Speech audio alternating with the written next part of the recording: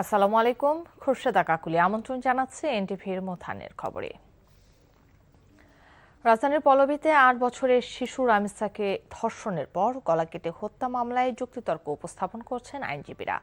এরপর আদালত রায়ের দিন ধার্য করবেন। বুধবার আত্মপক্ষ সমর্থনে দেয়া বক্তব্যে আসামি সোহেল রানা ও তার স্ত্রী আদালতের কাছে ক্ষমা চেয়েছেন। এদিন বেলা ১১টার পর ঢাকা মহানগর শিশু সহিংসতা দমন ট্রাইব্যুনালের বিচারক মাসরুর সালেকিন উপস্থিত দুই আসামি সোহেল রানা ও তার স্ত্রী স্বপ্না খাতুনকে মামলার ১৬ সাক্ষীর দেয়া জবানবন্দি পড়ে শোনান। অপরদিকে অভিযুক্তদের দৃষ্টান্তমূলক বিচারের আশা রাষ্ট্রপক্ষের। তারা অভিযোগ করেছেন, মামলার মোড় ঘুরাতে আসামিরা ডলার নামে এক ব্যক্তিকে জড়ানোর চেষ্টা করছে। এই মুহূর্তে ঢাকার শিশু সহিংসতা দমন ট্রাইব্যুনালে আছেন সহকর্মী নাহিদ প্রিন্স। রামিসা হত্যা বিচারের সবশেষ খবর জানাতে যুক্ত হচ্ছেন তিনি। নাহিদ, যুক্তিতর্ক উপস্থাপন হয়েছে কিনা? আপনি 10টায় বলেছিলেন যে 11টায় হওয়ার কথা, আর আইনজীবীর এই বিষয়ে আসলে কি বলছেন?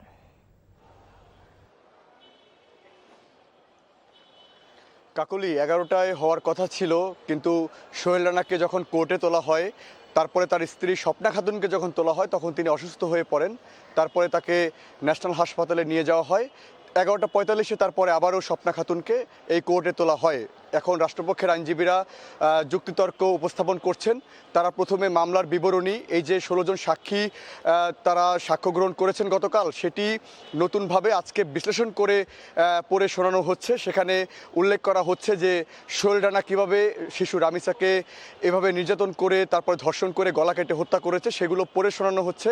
এছাড়া মামলার যে আলামত, ফরেন্সিক রিপোর্ট, এছাড়া পুলিশের যে তদন্ত রিপোর্ট, সেই সব কিছুই কিন্তু আদালতে উপস্থাপন করছেন রাষ্ট্রপক্ষের আইনজীবী।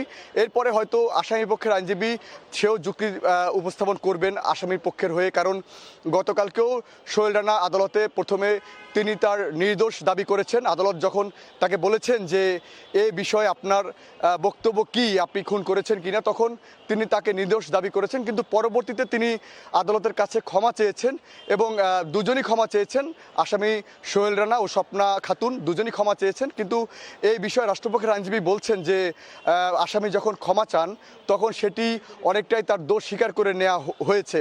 তো আসামি পক্ষের আইনজীবী সেটি যুক্তিতর্ক দিবেন। কারণ যদি তিনি সেই 16 সাক্ষীর মধ্যে যদি কোনো অসঙ্গতি দেখতে পান বা তদন্ত কর্মকর্তার বক্তব্যে যদি কোনো অসঙ্গতি থাকে, যদি আলামতের বিষয়ে তিনি বলছিলেন যে অনেক কিছুই সুস্পষ্ট না তার কাছে, সেগুলো যদি অস্পষ্ট থাকে তাহলে সেক্ষেত্রে তিনি আদালতের কাছে এই বিষয়ে যুক্তি খণ্ডাবে এবং আদালতের কাছে তিনি হয়তো আসামি সোহেল রানার পক্ষে হয়তো সাফাই গাবেন এবং তিনি হয়তো শাস্তি কম বিবেচনার কথা তিনি আদালতকে জানাবেন। তো এভাবেই কিন্তু এখন রাষ্ট্রপক্ষের আইনজীবী 11টা 45-এ তার যুক্তি স্থাপন শুরু করেছেন।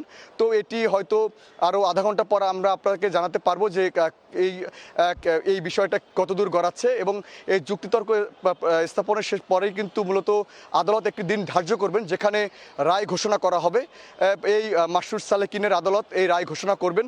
তো 16 সাক্ষীর মধ্যে তারা বলছিলেন যে এই যে বিবরণ দিয়েছিলেন যে 9টা 45 থেকে শুরু করে 11টার মধ্যে শিশু রামিসার সঙ্গে কি কি ঘটেছে এবং তার স্ত্রীর কথা গতকালকে কিন্তু আদালত জিজ্ঞাসা করেছিল যে আপনি দরজা খুলতে কেন দেরি করেছিলেন, এটি আদালত জিজ্ঞাসা করেছিলেন তার কাছে। কিন্তু সে বিষয়ে সুস্পষ্ট কোনো বক্তব্য তিনি দিতে পারেননি।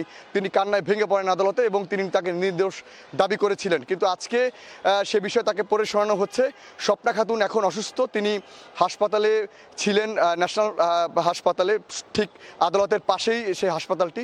সেখান থেকে তাকে 11টা 40 আদালতে আবার তোলা হয়। তো এখন যুক্তিতর্ক স্থাপনা এই ভেতরে চলছে। তো কাকুলি, এই ছিল আমার কাছে সবশেষ। দর্শক, জানছিলাম রামিসা হত্যার বিচারের সবশেষ খবর।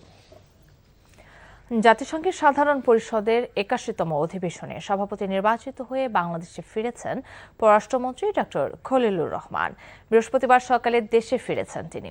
গত 2 জুন নিউ ইয়র্ক সময় সকাল 10টায় জাতিসংঘ সদর দপ্তরে ভোট গ্রহণ অনুষ্ঠিত হয়। 99 ভোট পেয়ে সভাপতি নির্বাচিত হন ডক্টর খলিলুর রহমান। অধিবেশনে জাতিসংঘের 193 সদস্য রাষ্ট্র ভোট প্রদান করে। এই পদে ডক্টর খলিলুর রহমানের প্রতিদ্বন্দ্বী ছিলেন সাইপ্রাসের পররাষ্ট্রমন্ত্রী বিশেষ দূত আন্দ্রেয়াস এস কাকোরেস। তিনি পেয়েছেন 91 ভোট। ডক্টর খলিলুর রহমান 1 বছরের জন্য জাতিসংঘ সাধারণ পরিষদের সভাপতির দায়িত্ব পালন করবেন। জার্মানির সাবেক পররাষ্ট্রমন্ত্রী আনালেনা বেয়ারবকের স্থলাভিষিক্ত হলেন তিনি। ইসলামী ব্যাংকের নতুন চেয়ারম্যান খুরশিদ আলমের পদত্যাগ, নতুন পরিচালনা পর্ষদ গঠন, আগের চেয়ারম্যানকে পুনর্বহাল সহ 7 দফা দাবিতে বিক্ষোভ কর্মসূচি পালন করেছে ব্যাংকের সচেতন গ্রাহক ফোরাম।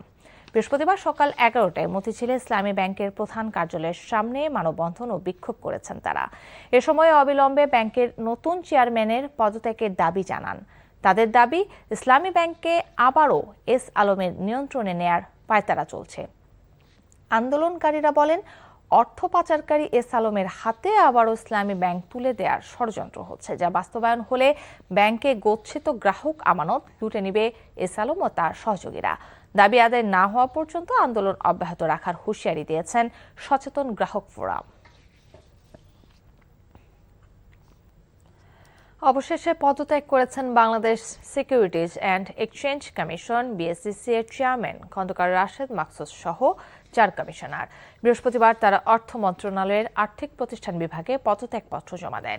পদত্যাগ করা কমিশনাররা হলেন মোহাম্মদ মহসিন চৌধুরী, মোহাম্মদ আলী আকবর, ফারজানা লালারুক ও মোহাম্মদ সাইফুদ্দিন। দীর্ঘদিন ধরে পুঁজিবাজারে অস্থিরতা, বিনিয়োগকারীদের ক্ষোভ এবং কমিশনের অভ্যন্তরীণ অসন্তোষের মধ্যেই এ পদত্যাগের ঘটনা ঘটল। খন্দকার রাশেদ মাকসুদ 2024 সালের 18 আগস্ট 4 বছরের জন্য বিএসইসির চেয়ারম্যান হিসেবে নিয়োগ পান। এর আগে বিএসইসি পুনর্গঠনের ঘোষণা দেন অর্থ ও পরিকল্পনা মন্ত্রী আমির খসরু মাহমুদ চৌধুরী। রাঙামাটিতে 12 বছর বয়সী এক শিশুকে সংঘবদ্ধ বলাৎকারের অভিযোগে 4 জনকে গ্রেফতার করেছে পুলিশ। বুধবার রাতে রিজার্ভ বাজার এলাকা থেকে তাদের আটক করা হয়। পুলিশ জানায়, 12 বছর বয়সী এক শিশুকে সংঘবদ্ধ বলাৎকারের অভিযোগে অভিযান চালিয়ে দিহান, মোহাম্মদ কাউসার, মোহাম্মদ তাজিরুল ইসলাম ও মোহাম্মদ রাহাত নামে 4 জনকে আটক করে থানায় নিয়ে আসা হয়। তাদের সবার বাড়ি মসজিদ কলোনি রিজার্ভ বাজার এলাকায়। বিশ্বকাপকে ঘিরে থাকে উন্মাদনা, খেলোয়াড় থেকে সমর্থকদের উদযাপন, হাসি আর কান্না। তবে নায়ক থেকে খলনায়ক বনে যাওয়ার সবচেয়ে বড় ঘটনা ঘটেছিল 1994 বিশ্বকাপ। ব্রাজিলের বিপক্ষে ফাইনালে পেনাল্টি মিসে আজীবন ভুগছেন ইতালির সাবেক তারকা ফরওয়ার্ড রোবার্তো ব্যাজিও। তার সেই আক্ষেপ মোড়ানো ঘটনা নিয়ে কুশলী আসিরের ডেস্ক রিপোর্ট। 1970-এর বিশ্বকাপে ব্রাজিলের কাছে হেরে শিরোপা বঞ্চিত হয়।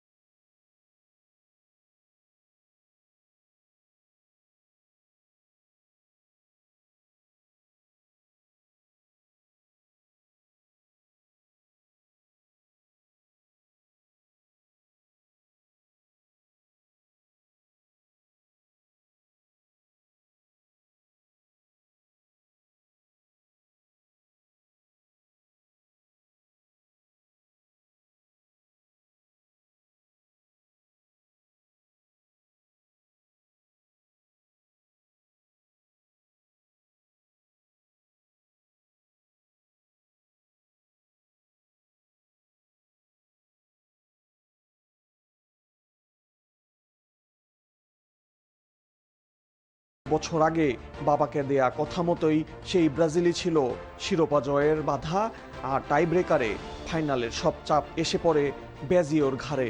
মিস হয় শট। স্বপ্নে ঢাকা পড়ে ইতালির বিশ্বকাপ জয়।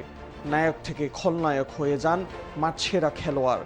এই ঘটনাকে বলা হয় the man who died standing, অর্থাৎ যে মানুষটি দাঁড়িয়েই মারা গিয়েছিল। এরপর 98 বিশ্বকাপ খেলেন ব্যাজিও। ইতালির প্রথম ফুটবলার হিসেবে 3টে বিশ্বকাপে গোল করার কৃতিত্ব থাকলেও অধরাই থাকে সেই সোনালী শিরোপা। কুশলী আসির, NTV স্পোর্টস ডেস্ক। এই ছিল মধ্যাহ্নের খবরে। এই খবরের ভিডিও সহ আপডেট জানতে ভিজিট করুন এনটিভি অনলাইন www.ntvpt.com। এছাড়াও এনটিভির জনপ্রিয় সব অনুষ্ঠান ও খবরের আপডেট জানতে ভিজিট করুন আমাদের ইউটিউব ও ভেরিফাইড ফেসবুক পেজ। দুইটাই দুপুরের খবর দেখার আমন্ত্রণ রইল। ধন্যবাদ সবাইকে।